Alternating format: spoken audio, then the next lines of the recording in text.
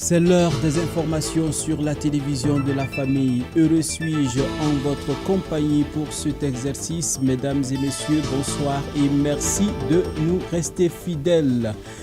Eh bien, louange et pentecôtisme biblique tiré des Actes des Apôtres au chapitre 16 et le verset 25, c'est sous ce thème que s'est tenue la 6e édition du festival Sport Chant Chrétien de Kougrin-Louda.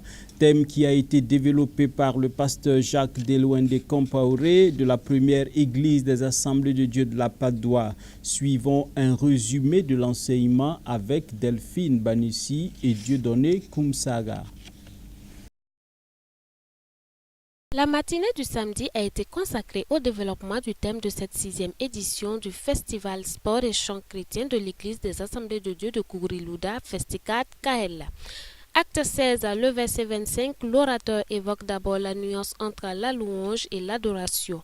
Selon le pasteur Jacques Delouende Compaoré, l'on adore Dieu pour ce qu'il est et l'on le loue pour ce qu'il fait.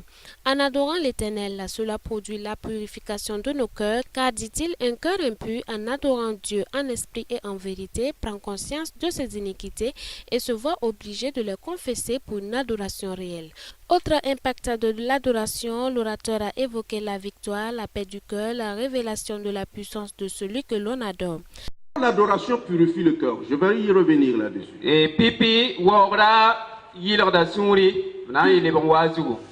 Deuxièmement, l'adoration amplifie la puissance et la présence de Dieu tout-puissant en nous. Et yibusoba wora apada wenam panga la wenam panga ton point. Troisièmement, l'adoration nous donne la perspective de Dieu sur tous les problèmes quels qu'ils soient.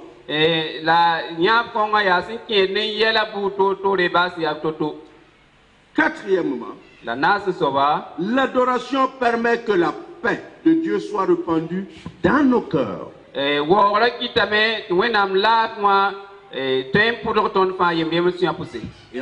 il y a de la victoire dans la louange, ou si vous voulez, dans l'adoration. Et la base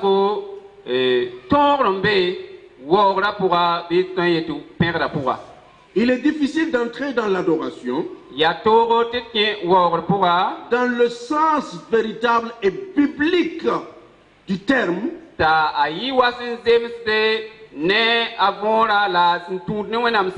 s'il subsiste, s'il y a quelque chose d'anormal, ce que je vais dire ici, quelque chose d'impur dans notre cœur,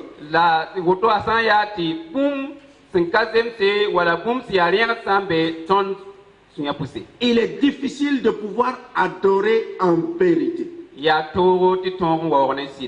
Quant à la louange, elle produit un effet de victoire. L'exemple du roi Josaphat dans le premier livre de Samuel, où face à ses ennemis, l'Éternel l'instruisit de mettre les Lévites en avant avec des instruments de musique. Et c'est de cette adoration qu'a découlé la victoire du roi Josaphat et du peuple d'Israël. Peut-on parler de la louange et de l'adoration sans faire cas du jeune David qui, seul dans le désert, chantait les louanges du Dieu créateur? David a fait un choix. C'est de louer. Qu'il soit seul, qu'il soit avec les autres, c'est de louer le Seigneur. Et quand il a loué le Seigneur dans le désert, il a été amené dans le palais. Et il est resté dans le palais. Il a géré le palais pendant 40 années. Et Dieu lui disait, David, que le sceptre ne quittera point. Le sceptre, c'est-à-dire la royauté, ne quittera point ta postérité. Et c'est ainsi que la postérité de David a connu le sceptre jusqu'aujourd'hui. Et le Seigneur Jésus-Christ, qui est une descendance de la postérité de David, est toujours devant Et il sera devant dans l'éternité. Et c'est un signe qui appartient aux adorateurs. Que l'adorateur ne sera jamais derrière, mais il sera toujours devant pour la gloire de notre Seigneur Jésus-Christ. Et j'aimerais vous dire une chose. La Bible dit que le monde passera. Le ciel et la terre vont passer. Le ministère pastoral va passer. Le ministère du prophète va passer. Le ministère de l'apôtre va passer. Le ministère de l'évangéliste va passer. Mais il y a une chose qui demeurera dans l'éternité. Et voilà pourquoi Dieu nous prépare en étant sur cette terre. Et cette chose qui va demeurer dans l'éternité, c'est la louange du roi des rois. Le pasteur Jacques a aussi fait cas de l'unité dans les groupes, mais aussi avec les instruments de musique. Se basant sur le passage d'Éphésiens, le chapitre 5, le verset 19, et le 1er Corinthiens au chapitre 14, le verset 15, l'orateur a indiqué que les messages de nos louanges doivent être de source biblique en accord avec la parole de Dieu. Il a ajouté que si le message n'est pas biblique, le pentecôtisme échoue. Louange et pentecôtisme biblique, ce fut le thème de cette 6e édition du Festicad KL. Toujours dans le cadre du Festicad KL, voilà donc c'est l'abréviation du festival de Kourén-Louda. L'innovation majeure de cette 6e édition fut la foire afin de permettre une visibilité des produits locaux. Alors un tour à cette foire a permis à notre équipe de prendre les avis des uns et des autres sur le festival en général. C'est toujours au micro de Delphine Banissi. Outre l'enseignement sur le thème de la louange et du pentecôtisme biblique, les activités sportives et les séances de prestation de groupe, l'innovation principale de cette édition fut la foire qui a permis l'exposition des produits locaux tels que le kura-kura, les sacs et chaussures en cuir, le sumbala et plusieurs autres articles. De façon générale, le Festicad est apprécié de tous. Le Festicad KL de Kourén-Louda est un événement heureux pour tous ceux qui font de la louange leur ministère.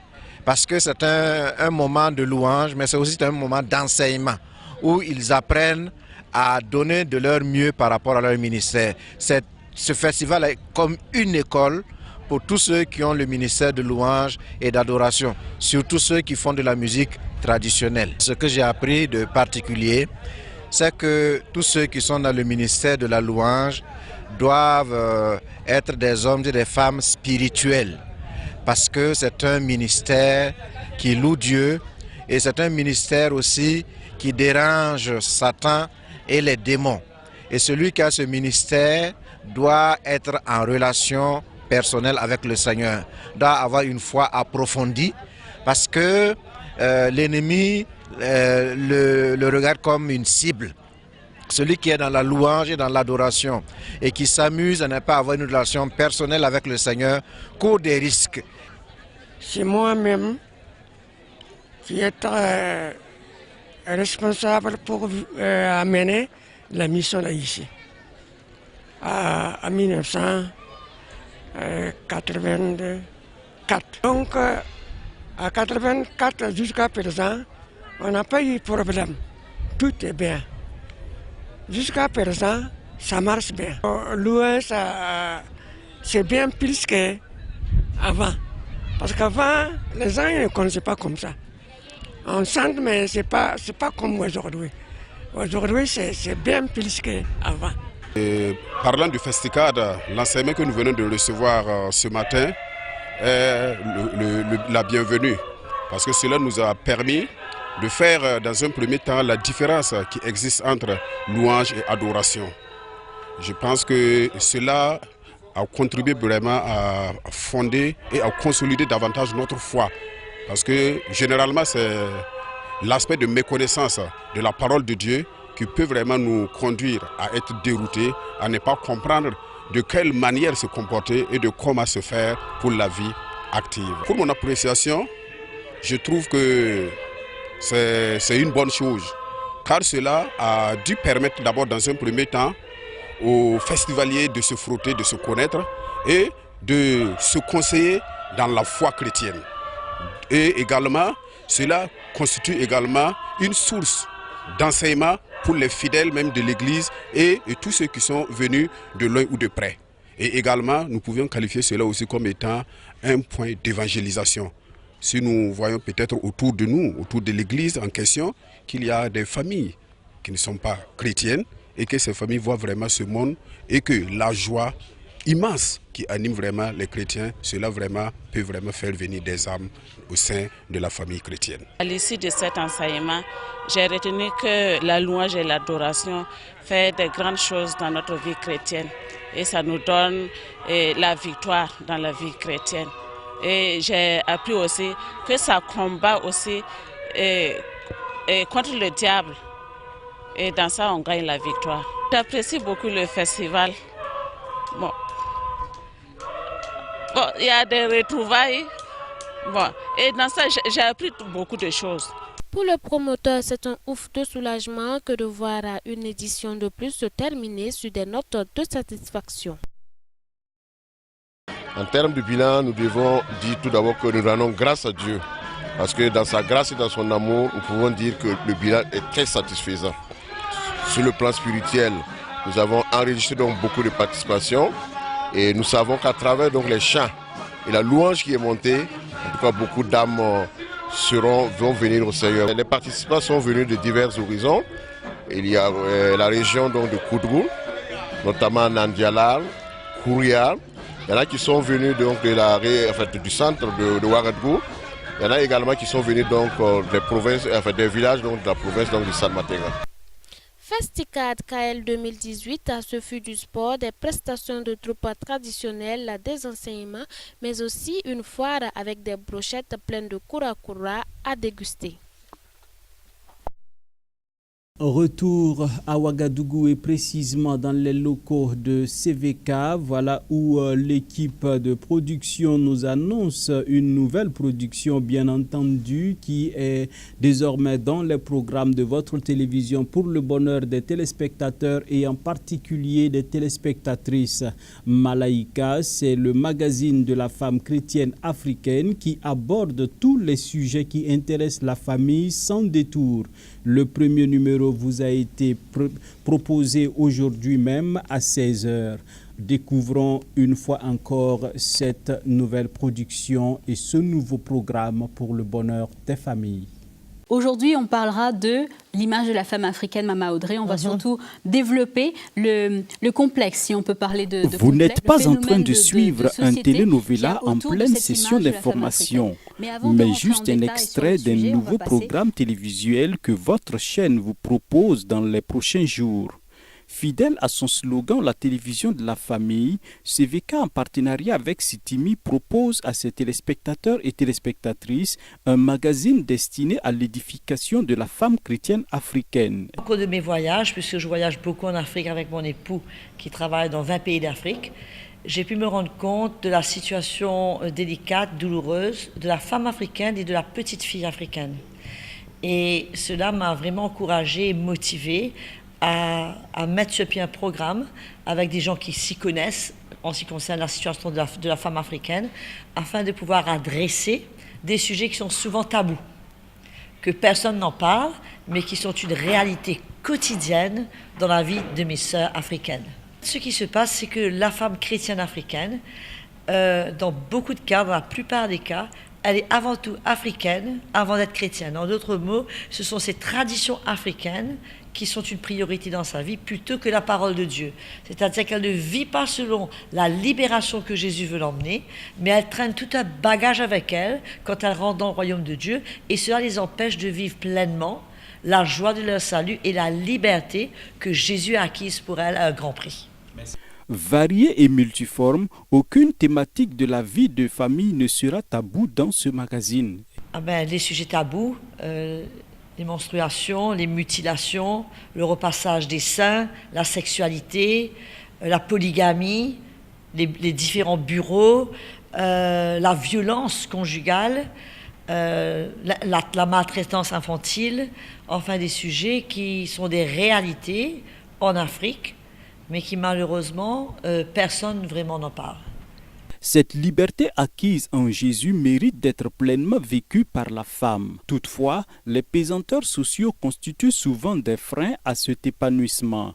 Aussi, invite est donné à toutes les femmes de s'approprier de ce nouveau programme pour vivre une vie pleine, tant sur le plan spirituel que sur le plan physique. Je veux encourager non seulement mes sœurs chrétiennes, je veux encourager les femmes en général, mes frères et les hommes en général, parce que je crois que ça emmène une lumière. Il y a beaucoup de situations où nous avons vu des gens retourner vers nous et nous dire on ne savait pas, on ne réalisait pas, et maintenant qu'on a entendu, cela a emmené une libération dans notre manière de vivre, dans notre manière de se respecter, dans la vie de famille, la façon qu'on traite nos enfants. Et donc j'encourage les téléspectateurs à être au rendez-vous avec nous, à nous laisser savoir des sujets peut-être qu'ils aimeraient qu'on aborde, puisque chaque pays, il y a des problèmes différents, et nous sommes là. Et au fait, c'est bon de citer que parmi nos fans de Facebook, le Burkina Faso est en 10e. Vous êtes parmi les top 10, donc nous avons déjà beaucoup de fans du Burkina Faso, et nous sommes très encouragés que ce programme va pouvoir multiplier le nombre d'adeptes, et qu'il y aura une libération, et que le cœur de Jésus va pouvoir être ressenti pour les croyants comme pour les non-croyants, parce que Jésus est mort pour tous. Merci. Rendez-vous est donc pris tous les mardis à 16h et les vendredis à 22h en rediffusion, et également sur le compte Facebook du programme pour une meilleure interaction, et ce à partir du 10 avril 2018. Pour ceux qui n'ont pas eu l'occasion de suivre la diffusion, voilà, et pas d'inquiétude tout simplement. Le même numéro vous sera proposé en rediffusion le vendredi prochain à 22h.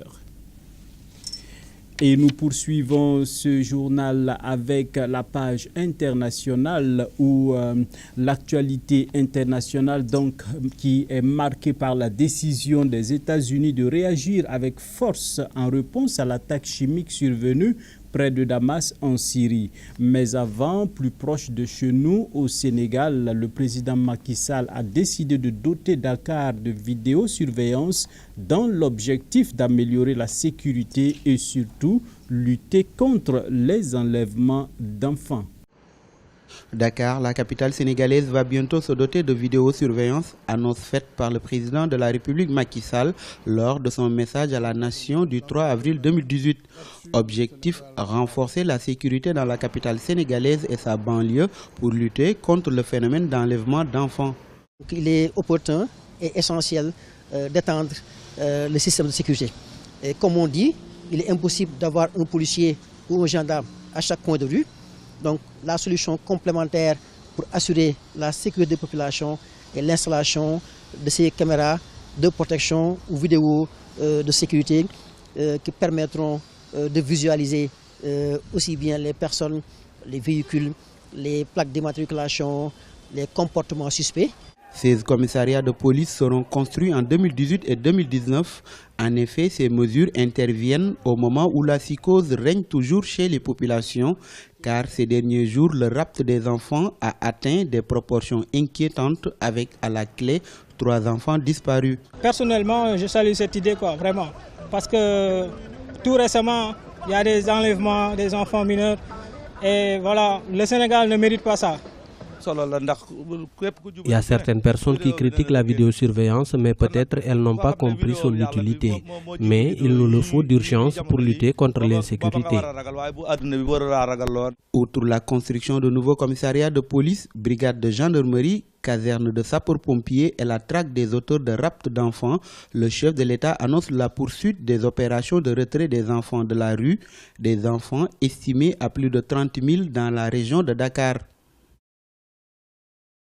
Donald Trump a promis de répondre avec force à l'attaque chimique présumée. Nous allons prendre une décision en ce qui concerne l'attaque horrible survenue près de Damas. Nous y répondrons avec force, mais je ne dirai pas quand, car je n'aime pas parler de timing. Les États-Unis font donc planer la menace d'une riposte militaire contre le régime syrien qu'ils accusent d'être à l'origine de l'attaque chimique à Douma. Et alors que l'ONU a réuni son conseil de sécurité, Donald Trump s'est entretenu au téléphone pour la deuxième fois en 48 heures avec son homologue français Emmanuel Macron.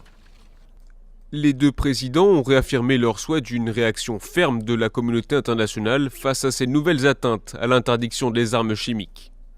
Moscou assure pour sa part qu'aucune attaque chimique n'a eu lieu et met une nouvelle fois en garde les États-Unis contre les graves répercussions d'une frappe militaire en Syrie. Des frappes ont d'ailleurs déjà visé tôt lundi une base du régime dans le centre du pays, frappe qui selon Moscou et Damas serait d'origine israélienne. Nous devons nous occuper des frappes aériennes. C'est une évolution très dangereuse des événements. J'espère au moins que l'armée américaine comprendra cela, tout comme les armées des pays qui font partie de la coalition américaine.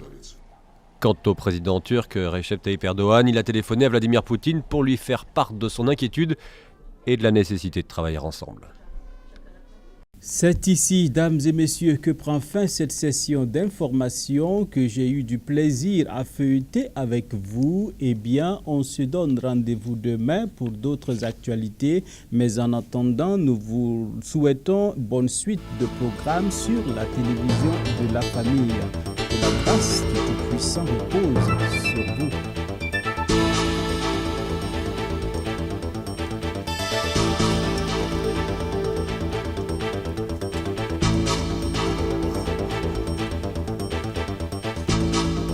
Asoma. Okay.